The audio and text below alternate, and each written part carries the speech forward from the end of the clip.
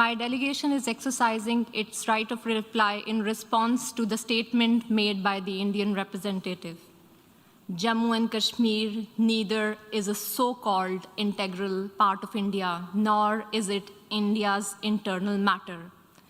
India remains in occupation of an internationally recognized disputed territory whose final disposition needs to be decided in accordance with the democratic principle of a free and impartial plebiscite under the United Nations auspices as provided for under numerous resolutions of the Security Council.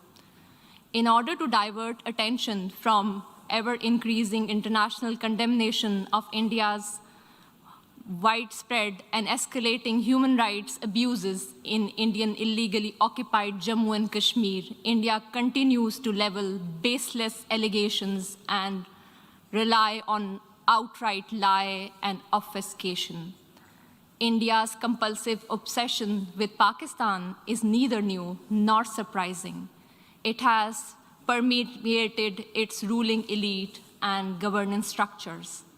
But there is a method to this obsession, as it underpins India's electoral and foreign policy under the ruling RSS-BJP Hindutva-inspired government.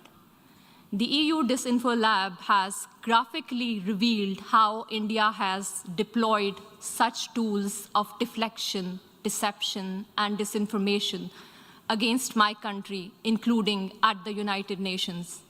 Mr. President, India's violation of human rights in Indian-occupied Jammu and Kashmir are well documented in the two reports of the High Commissioner for Human Rights.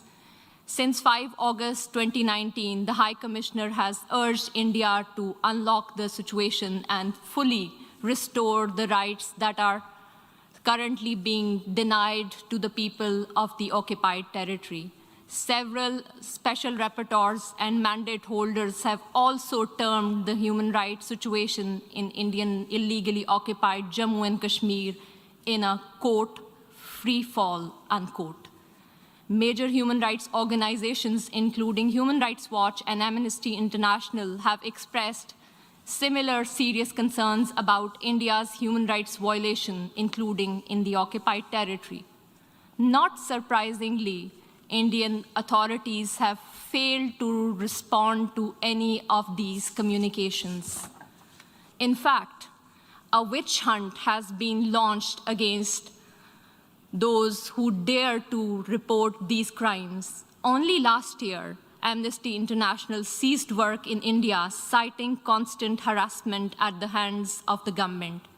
The government of Pakistan has recently released a comprehensive and well-researched dossier containing the entire range of gross, systematic, and widespread violations of human rights being perpetrated by Indian security forces in the occupied territory. We call upon the international community to take cognizance of the compelling evidence and hold India accountable for the heinous crimes. If India has nothing to hide, it must accept a United Nations Commission of Inquiry and agree to implement the Security Council resolutions stipulating a plebiscite to enable the people of Jammu and Kashmir to exercise their right to self-determination. Mr. President, as for India's use of the canard of terrorism, regurgitating stale arguments that are typical of all occupiers, let me emphasize that India itself is the principal perpetrator, sponsor, financer, and abettor of terrorism in the region. Today, India is involved in at least 4 different types of terrorism. First, India is resorting to state terrorism to suppress the people of Indian illegally occupied Jammu and Kashmir. Since 1989, Indian occupation forces have killed more than 96,000 Kashmiris, widowed around 23,000 women, and used rape as a weapon of war and orphaned more than 108,000 children. Second, It is funding and supporting terrorist organizations like the TTP, which are involved in numerous cross-border terrorist attacks against Pakistani military and civilian targets. Over the last decade, thousands of Pakistanis have lost their lives or have been injured as a result of these Indian-sponsored terrorist attacks.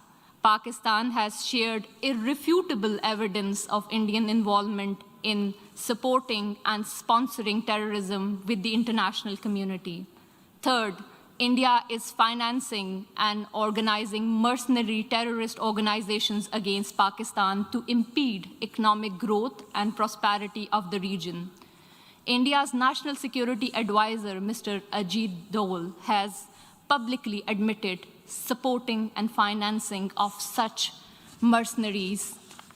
The captured Indian spy, Kulbhushan Jadhav, has also confessed to organizing such terrorism in Pakistan. Fourth, India is being guided by a supremacist ideology that has mainstreamed Islamophobia and bigotry against minorities, particularly Muslims, in its political discourse.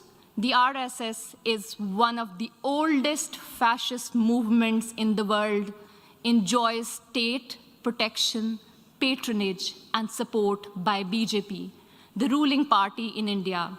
It was RSS which was responsible for pogrom in Gujarat in 2002, which killed over 2,000 innocent Muslim children, women, and men. These anti-Muslim pogroms were later repeated in Mumbai and Delhi. One cannot expect anything new from the purveyor of Hindutva.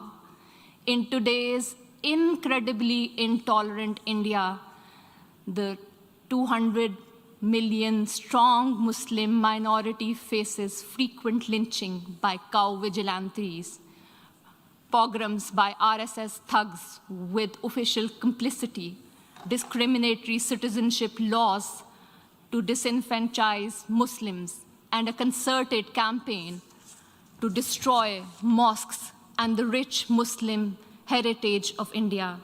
Mr. President, for the edifice of fascism is in an advanced stage of construction in India today. The Hindutva order of the ruling party has created an atmosphere of fear among all minorities, including Muslims, Christians, Sikhs, and Dalits. The Indian delegation would do well to reflect on the deeply troubling trajectory their state is embarked upon, rather than indulging in patent falsehood about Pakistan. India must realize that it has continuously and miserably failed to suppress Kashmiris living under its occupation from demanding their inalienable right to self-determination. I thank you. Je remercie l'honorable. I thank the distinguished representative of Pakistan.